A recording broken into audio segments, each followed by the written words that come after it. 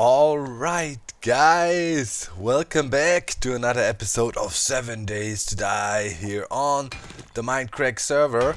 And yeah, thanks for all the support on the last episode. It was an interesting one. I pretty much stepped on a hornet's nest. Lots of likes, lots of comments, also a few dislikes. That was probably by people not fully understanding what I was talking about when it came down to Donald Trump and his methods. Some people were mad. They say you can't say Donald Trump is Adolf Hitler. That is actually what I never said. Most people understood it, and it was a really nice read in the comments. Active discussion, really cool. I love that stuff. When we can kind of discuss about things together. I was merely kind of comparing the populist methods Donald Trump was using in his campaign to Adolf Hitler. Not, of course, you can't, it's ridiculous to compare somebody to Adolf Hitler. There's only a few people on the planet that were that vicious and caused so much harm. I mean, you gotta step up your game in the vicious department if you wanna be compared to Adolf Hitler, right? I mean, that's for sure. I mean, Holocaust and all that stuff. And they're causing the World War II and so on. So he's got a pretty crazy track record. It's not easy to beat that. Sarcasm, right? So the thing is, people said, why you doing this, dog? You are crazy. You can never talk about religion and you can never talk about politics on YouTube. That is just stupid and you should not do that. Who wrote that rule? Who made that rule? I believe that I can talk about anything I want on my YouTube channel. Literally anything. Like if I feel I need to talk about that, it should be done. The reason I do it, and I saw a lot of smart comments about that as well, is that I feel... let me quickly check something. It is important to talk about things like that if you're in a position where some people listen to you and, can be hurt. So it is a responsibility. I've always seen it like that. I always talked about topics like that. Let me see. I want to try something out here. Cabinet, yeah, and it needed cabin tops. Yeah, let's make a ton of them. So I pretty much feel it is part of a responsibility as a YouTuber or any person who works in social media or is somehow in the public, that you talk about stuff like that. I'm working on a bedroom today, by the way. I was on a few times here on the server. People obviously complain about the lack of episodes, which is a reasonable thing to do, I guess, if you love the series and you want to see more of it. But, I'm a gamer as well. And sometimes things happen that distract you a bit from your content production and you just want to game along, do some stuff. For me, that happened with Stardew Valley. Like, everybody warned me. Was like, yo, don't start this game. It's gonna suck up your life like a sponge. And it's actually true. I've been playing a lot of Stardew Valley. Getting addicted to this game. I don't even know why. This is one of those games where you always go like, one more thing. Oh, let's just quickly do this and do that, and all of a sudden hours of your day have gone and you've been playing Stardew Valley for forever, literally. And I mean, it is a cool game, I have to say. It has this weird mix of, you ask yourself, why are you spending so much time on it, and then in the next second you don't even question it, because you go like, oh, wait a minute, I find something cool, I need to check this out, I need to do that. And well, for me, everybody plays this game differently, obviously. For me, it was about making a certain amount of money so I can pretty much buy whatever I want, from friendship to whatever. And then I finally reached this goal, and all of a sudden it went away, the addiction to it. Wait, how do we do cobblestone rocks again? Let me quickly check that. Clay and small stone. And all of a sudden, I was cured of my addiction. like reached a certain goal, all of a sudden I had my greenhouse, and then it was just, you know, I had a money machine pretty much going, and yeah, then I lost a lot of interest in the game, which is good. So now I can focus on other stuff again. Like people are, why don't you make a let's play of it? You know, that would be the simple solution. Well, sometimes, you know, you also want to just game, right? And not, yeah, do let's plays of something. That is also important to keep your passion for gaming, because if you do it as a job, kind of, you know, it changes a little bit how you see gaming. Many aspects. It's not only a hobby, it is also a job. And you want to have these moments in gaming where you just, you know, play along in privacy, so to speak. Yeah, that's my floor in here, marble floor. I find it really cool. And yeah, where you just, you know, play along. Nobody's watching you while you're playing. There's no backseat gaming. There's nothing. There's just you and the game, and you have a great time playing. And that is one of the games I like to do that with. For example, the last one I did that with was The Witcher 3, and was also could have been a very successful thing on YouTube, I assume. But nah, I just felt, man, this game is great and I want to enjoy it. Just me and the game. Hello? Okay, just got stuck there for a second. So yeah, that's how that went down. Also, we went to London. That was also something. We checked out Planet Coaster. I got an invitation there, and yeah, it was offered to a few other Mindcrackers if they want to come, pretty much to all of us. It's really good to see when you hear stuff like that. The guy inviting us was super stoked to see us there, really happy. Frontier Development, I have to say, really nice guys, extremely positive, nice people, very dedicated. And there were a few YouTubers there, but they are, it seems, a bit different. They said, yeah, we once got to know you back in the days at a convention or something, and what we really liked about you guys is your integrity. You're not a typical sellout kind of type YouTuber that would promote anything, and you're always very honest, sometimes brutally honest. I think it was about Block and Loaded or so we talked about, and we gave them some criticism. You know, we're not just sucking their D, saying, oh yes, amazing, give us free copies of the game and stuff. No, we were honest with them and on a personal level, and that was nice to them. And I think that's what I also personally like about the Mindcrack group, that we are, sure, we're trying to do our thing, but we're not trying to push the limits and do it with whatever methods possible and with all means necessary, you know. If we push harder and go down the corporate road more, we probably would all be rich by now. I could just talk about myself. I am not rich. And I think that goes for most of us Mindcrackers as well. I'm doing an okay living, but it's not something you would try to get the max money out of it. It also always has to be fun. And yeah, moments like that when I say, hey, screw the YouTube business, I'm just gonna play this game for fun, that is also part of it. So it was really cool at the roller coaster event. It was in London. We were invited to that trip, obviously, but we didn't get paid, you know, to do promotion. But of course, they took care of the flight and the hotel, so you could consider that a paid promotion as well. Technically it is. Still, our opinion or so cannot be bought. And yeah, it showed right away, because when they showed off their alpha version and said, okay, this is gonna be released this week and at the 22nd of March, this is gonna be in the game, and we immediately noticed, wait a minute, alright, this is Planet Coaster, and the game will come out with no coasters being enabled, because they were not ready or fully ready to have the coaster building out there. And we were like, you can't do that, man. There is plenty of games that made exactly that mistake. And we think you're great guys and we want this game to succeed. So make sure to have the coasters in there. First they were like, yeah, we're probably not ready. We have to think about something. And then they actually came through and had a little cheat code in there, which I showed in a video lately, where you can enable the coaster building. And I think that was really important.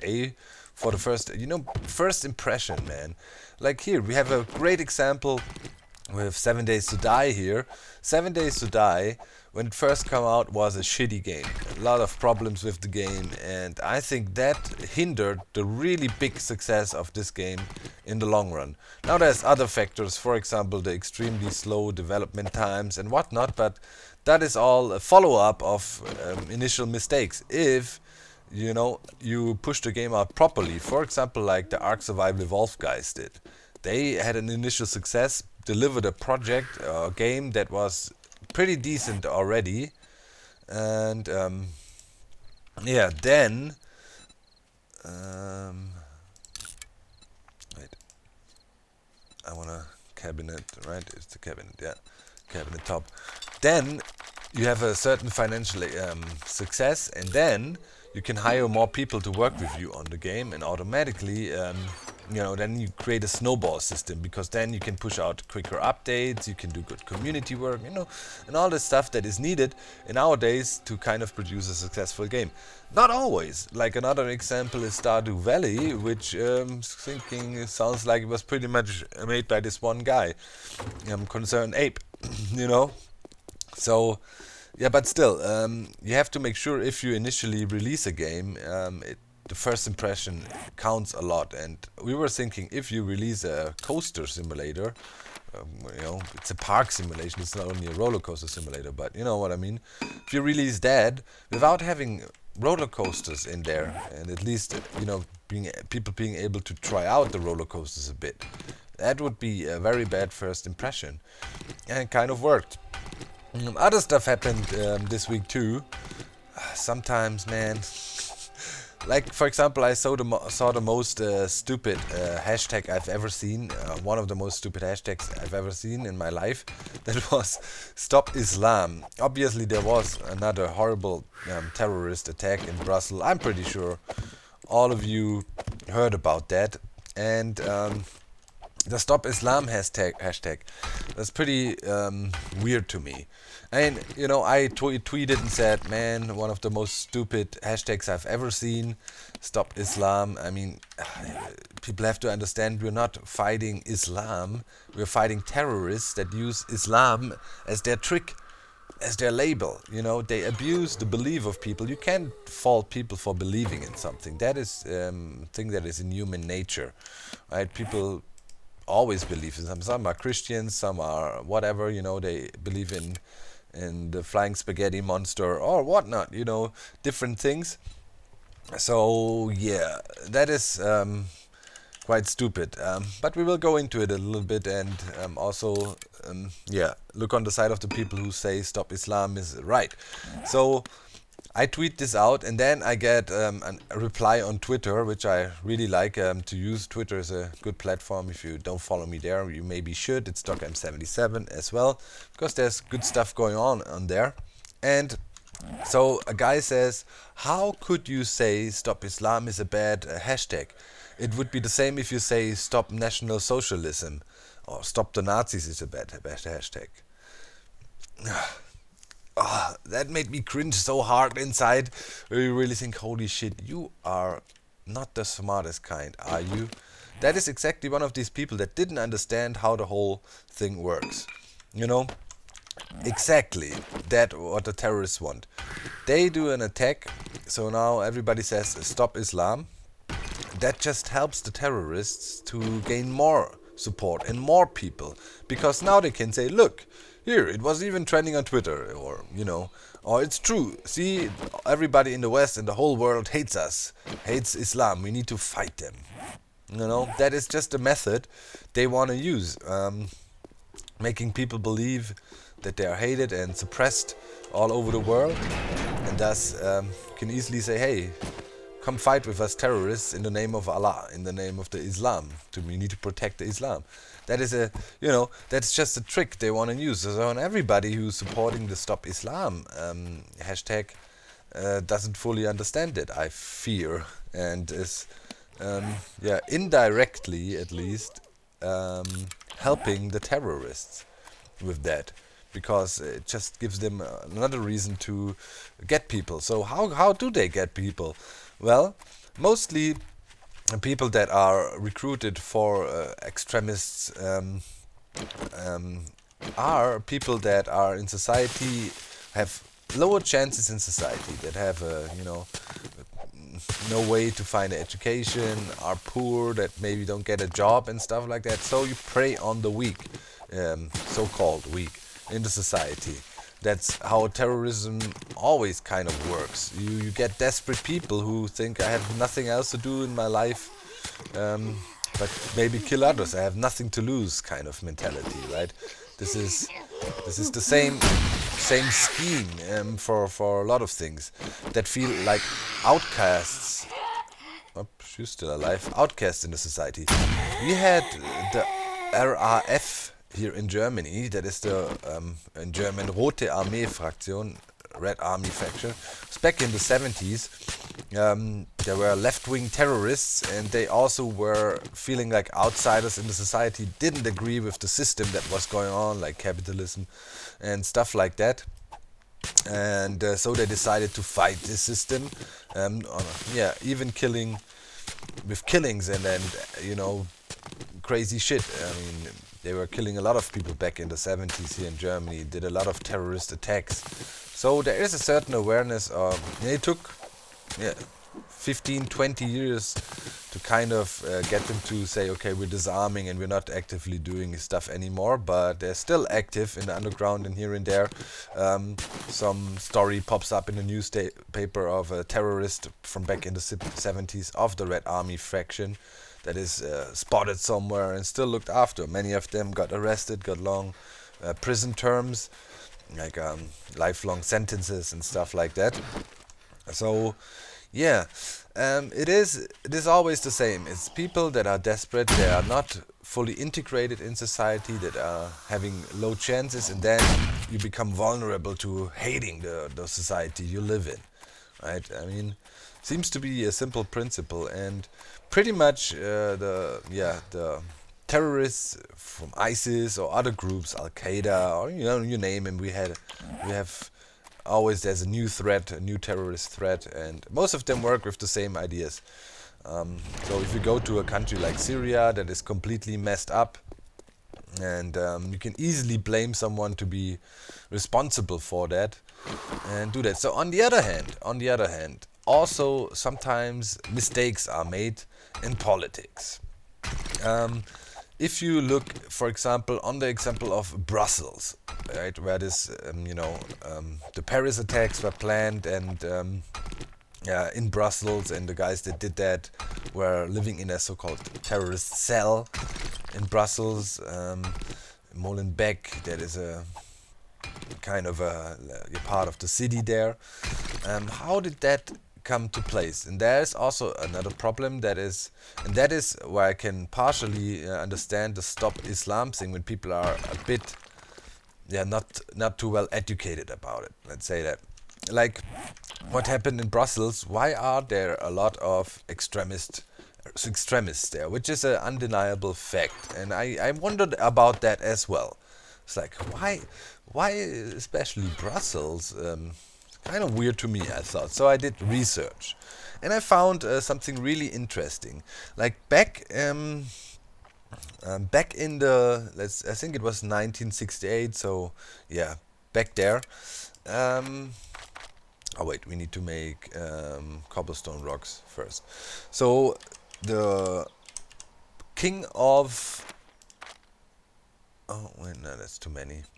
The king of Belgium.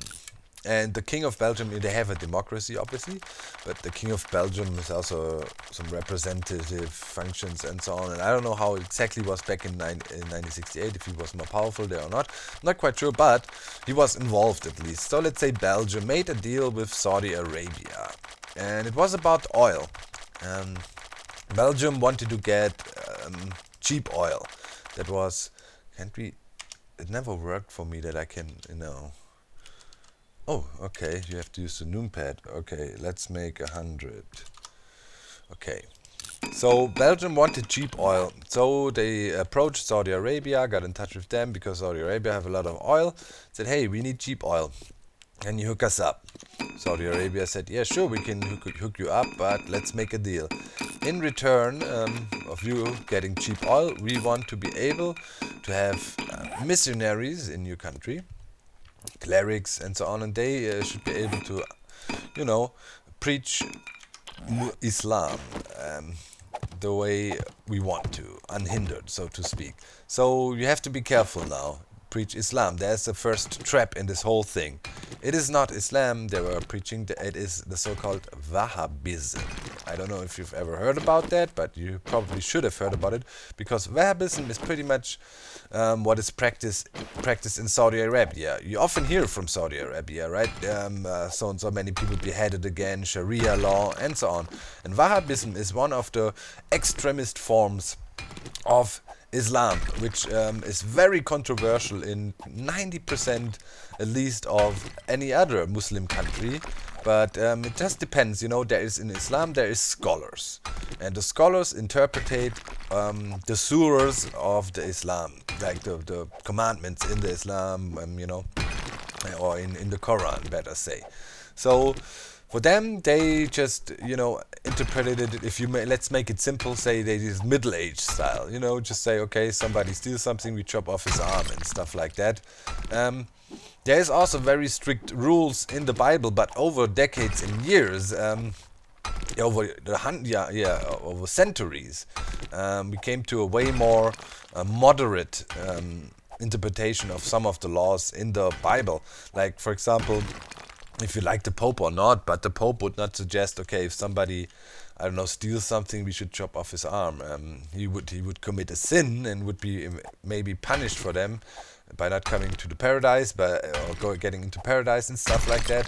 But it would not be suggested. But in the olden days, obviously, especially if you read Deuteronomium 20 and so on, there is some stiff rules. There's also rules about what to do with people who are not believing in Christianity, and that it is right that it will be forgiven if you kill somebody who says something against the Lord, so to speak, and it would not be a sin, which ultimately means the same thing, like, murderer kills in the name of Allah, and then you go to paradise.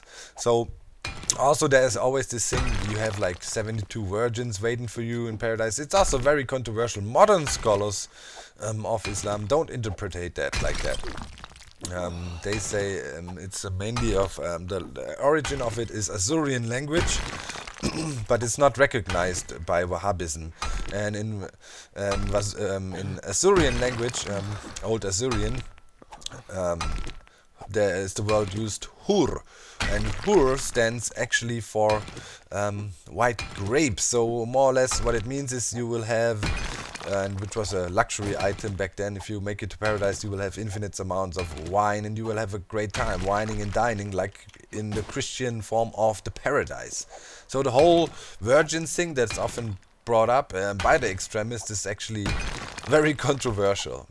All assuming that you all believe in that. That is the first thing. If you don't believe in afterlife and stuff like that, you cannot be affected by it anyways. But so it's all a matter of interpretation. So the thing is now, who's to blame now? There is the society that didn't manage to give young guys a good chance that are immigrants, and they couldn't find a good job. They were isolated in their own communities and couldn't have a nice perspective in the society, then got alienated, and then comes into effect because that deal with the Saudis back then also included something else. It was a lease contract of a nice pavilion right in the middle of Brussels for 99 years. That you can do whatever you want. At first it was an Islamic or cultural center, and then turned out with lots of money from the Middle East, especially Saudi Arabia, to be one of the biggest mosques in Europe. So there's nothing bad about a mosque in general, But a building can't be bad, a place of worship can't be bad, but if it's abused, then we have a problem. So in this mosque, a lot of well-known up to until today, a lot of well-known extremist clerics were preaching, and they were preaching there unharmed. So we got one part of the equation. We have somebody who spills the hate speech. Second part is, as in many European countries, it's the same problem, also all around the world. Sometimes immigrants have a hard time for cultural reasons of the hosting country, but also their own, not blaming that the hosting country is always the problem, but they are not as good, for whatever reason, integrated in society. So you have somebody who preaches hate speech, and you have somebody who is receptive to it. Voila! What do you create? A problem. Yeah. So it is, sometimes you wonder how that all works. Like, we know that in Saudi Arabia, there is a strong, very, very conservative way of Islam preached, so-called Wahhabism. But still, we consider them our ally. I mean, there's the biggest US base, military base there. A lot of people do trade with them. Germany sells a shit ton of weapons to them. By the way, we don't have a good army, but the German weapons manufacturing is still world renowned and really good. Then a lot of people try to buy our weapons, and one of the biggest deals always is with Saudi Arabia. So you ask yourself, how don't we say, hey, no, your ways of preaching is way too strict and it doesn't really... Is that Anders' house? Could well be, yeah, we reached it. Your ways of preaching is not conform with what we think is cool in the West, in the sense of, tolerance and whatnot. I mean, they have very strict laws there. If it comes to gay people, if it comes to women, all that stuff that people often say, yeah, that is Islam. If you look at the Turkish guys here in Germany, for example, they, or at least most of them, or all of them I know at least, have a way more moderate form of Islam. Their women are allowed to do anything. They don't have to wear chador, that means the cover their faces and all that stuff. So you ask yourself, man, why do you do deals with people like that are clearly against whatever we think is a good thing in the West, and even say, yeah, you can come to our country and preach stuff like that. Of course, you also, have to fight on two fronts. You have to give people chances, make sure you can integrate them well in society. And on the other hand, you also need to make sure, I mean, there's freedom of speech, but, hate speech is not freedom of speech. That is a different ball game. I mean, you can say whatever you want, but you cannot go around and say kill everybody who's not believing what we believe. I mean, that is not how the ball rolls there, So, very complicated situation. Then you should really think about, okay, why are these like that done? And obviously, Saudi Arabia has a lot of oil. That's always a reason, business. And because they have a lot of oil and everybody buys their oil, a lot of their wealth comes from the black gold, the oil, they also have money to buy our stuff. I mean, to make it really simple, like in Germany, for example, we do a lot of cars, right? Everybody knows Mercedes. Well, I guess who buys a lot of them as well, the guys in Saudi Arabia, the princes and stuff, they're known for flaunting and having huge fleets of modern cars. That's just a simple thing. We're not even talking about who builds all the oil production facilities for them. And so that's all the West with our technology. So we pretty much help them, and we should be more consequent with that, in my opinion. We also know that a lot of terrorism was funded from Saudi Arabia, but no, money rules, and that is a big problem. That's inherent greed in humanity, that everybody tries to make that dollar, tries to make that money, that euro, whatever you want to call your currency, and then morals are not something many people are concerned about anymore. And just so like, yeah, we need to make that money. We can do deals with whoever we want. That is capitalism there for you. So it's a super complex topic, you know. Super complex topic. It's not that simple that you can say, man, Islam, it's such a bad thing. Because, like, one guy on Reddit brought a pretty decent argument. I mean, it's a bit populistic as well, but he said, okay, there's 2.6 billion or 1.8 billion people who are Muslims on the planet. If everybody was out to kill us, everybody would be dead by now. Which is kind of I mean, it's simple, but kind of makes sense, right? It just shows that most of the people just go about their daily lives, you know, they are not interested in freaking aggressively spreading their religion. They kind of see it the same way, like it's in a modern Christian world is done. Like you say, okay, it would be smart for you to believe in Jesus because, you know, we have this and that and the good things that come when you believe, right? No, they do the same thing. They said, yeah, well, okay, you can believe if you think so, your thing is right, but mine is better. But as it is believing, they don't force anybody to believe. So it is a super complicated topic, and in the end, crazy shit happens. I mean, see how desperate you need to be to go around and just blow yourself up and you know, kill innocent people for no freaking reason. It is disgusting, and that also got to me a little bit over this week. When things like that happen, I really always get a bit depressed. Like honestly, it's for me. It's like, man, this is so fucked up. Why? What is wrong with you? You know how? Why would you? I think I want to make a red bedroom. Yeah, red bedroom. That should look cool. Let's see if these planks do the trick. You ask yourself, man, it really gets to me. Like the day the news were out from Brussels again, I was like literally, you know, all I could do is watch the Reddit live streams and watch the news all over the place, trying to figure out, oh yeah, that looks really stylish. Goes well with our floor here. You know, all I could do is pay attention to that. My mind was with the people. Then I start to imagine how you would react, how would you feel if somebody you know was affected by something like that, and what you would think. Would you also, like, for example, a thought that comes to my mind often is, okay, so one of my most beloved people I know, aside of mother, father, and, you know, is my girlfriend. So if I imagine, okay, what would happen if somebody in a terrorist attack would hurt my girlfriend? I mean, I don't think I could rationally argue like I try to do now, you know, and go like, yeah, but it's not, you know. I would just say, fuck you all.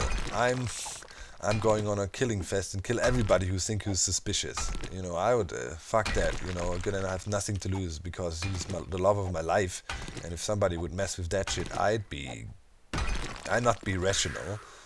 You know, and this is like this effect that kicks in, like. More and more terrorist attacks, people get affected by it, more and more hate is created, and that is exactly the idea the terrorists have. They just want to fuck us up, literally mess us up, and turn the world into a hateful place where everybody hates the other, and yeah, it's so hard. You really wonder, how could you now change what happens? And also, sometimes something I wonder about. So we came to the conclusion that literally probably 99% or so of people that are Muslims are not interested in killing anybody else. They are interested in defending their religion and liking their religion and whatnot, but not being extremists. So we had something here in Germany. We were talking quickly about Hitler beforehand, right? Another thing that we were taught in school, which is reasonable, is oh man, this hole here, Anders has. people wondered how could it happen that the Nazis came to power and then pretty much went in savage mode, killed all the Jews, caused the wars and blah blah blah. But a lot of Germans claim, hey, I was not in the party, you know, of the older folks, or I was not agreeing with it. And that is a weird thing to say, because if you did not agree, you would have protested against it, right? And fought it.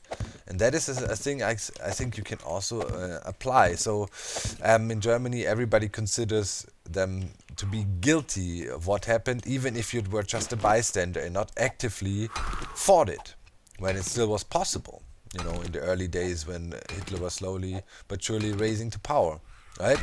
So what you should have done is oppose it, actively oppose it. So if some moderate guy, you know, goes to the church, to their mosque, and hang out, and then they see there is a dude that gets radicalized, your duty as a good Muslim would be to confront the guy and say, hey dude, you're completely on the wrong track. You know, you could try to convince him that his ideas are wrong, try to help him in that way, and if that doesn't work, you probably would have to report him to officials. Say, hey, we have a guy that is really tripping here, and I think we need to, something needs to be done about him, right? That is a logical thing to do. So that is maybe one thing you could blame some Muslim communities for, because they don't do that, or at least you don't hear about it. Probably it's happening, you know, but it doesn't. It's not really conveyed. And I can follow this argument, I have to say, because German history taught us that.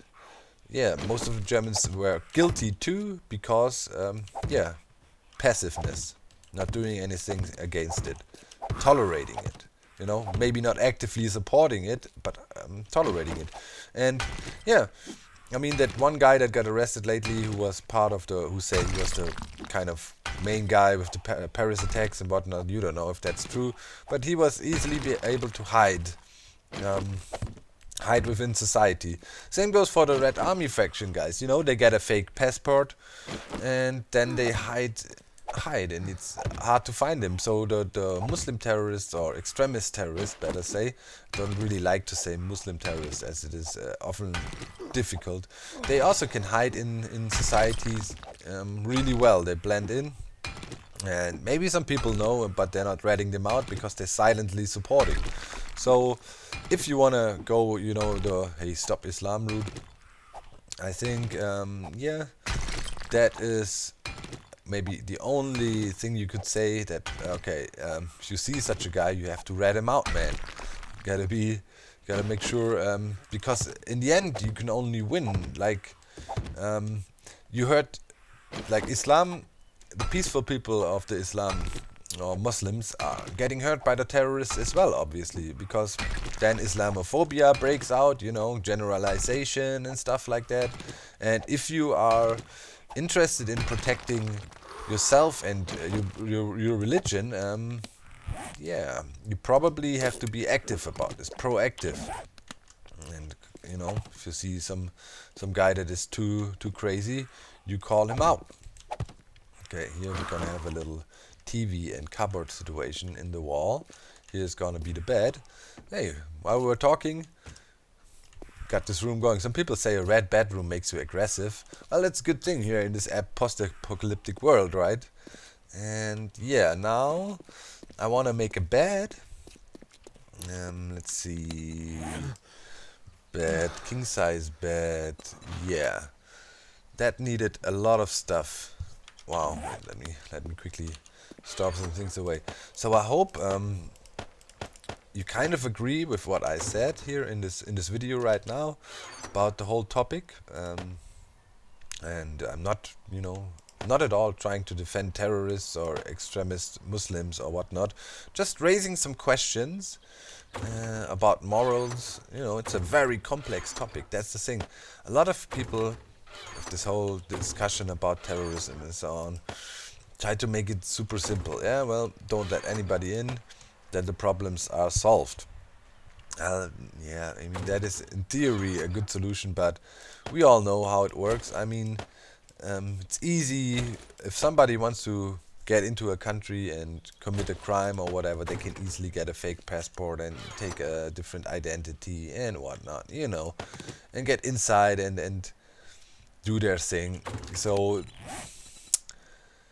it's hard to not say, okay, we can't let anybody in. Okay, we have cloth fragments, we have that, we need wood, we need 20 springs. Yeah, we easily have that, and we need to make some metal pipes. And we can get us a king-size bed. So the question is now, does the king-size bed work, metal pipe, work as a respawn thing? I hope so, otherwise it would be a bit stupid. And we have to put our sleeping bag next to it or something. So, super complex topic, but one thing, is for sure, you need to fight it on several levels. First of all, make sure you disengage contact with people who are, or with countries who are preaching extremism, and then clearly let them know that ain't the right way. Secondly, people need to be integrated in society, and also people who are involved with such people need to actively fight them. So what are we missing? 26 wood. Oh, wood, what? Okay.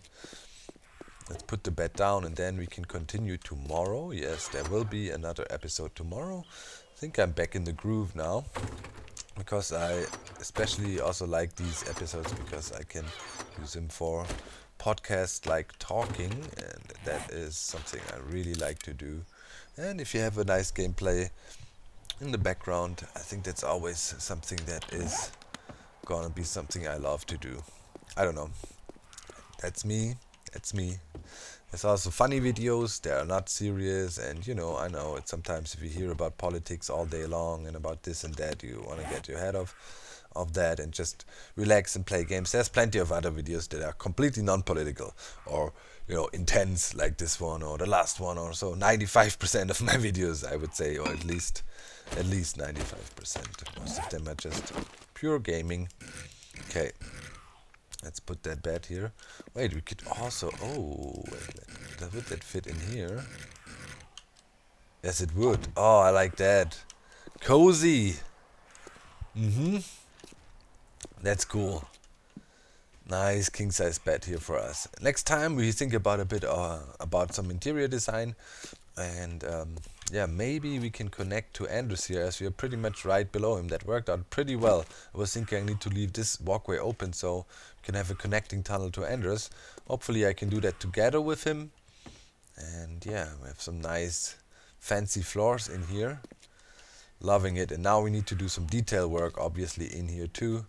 We would like to have a nice TV again in here and some cupboards and things. But we are trucking along again. I'm overheating. My graphics card supposedly is overheating too when you play this game. It's constantly on maximum load. They surely need to do some optimization. No updates in sight anywhere.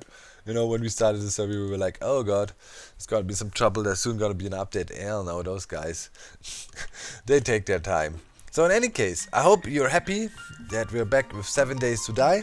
And don't worry, it's not going to turn into a political podcast or something.